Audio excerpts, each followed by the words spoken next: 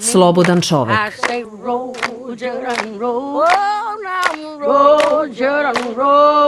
Iznenada je postao rob.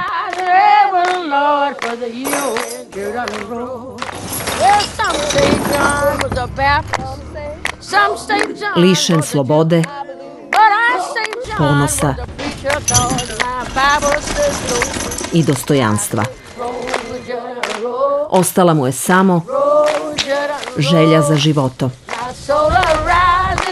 Čivetel Ejiofor, Michael Fassbinder,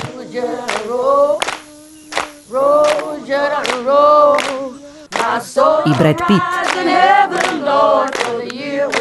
u potresnoj drami koja je osvojila 3 Oskara.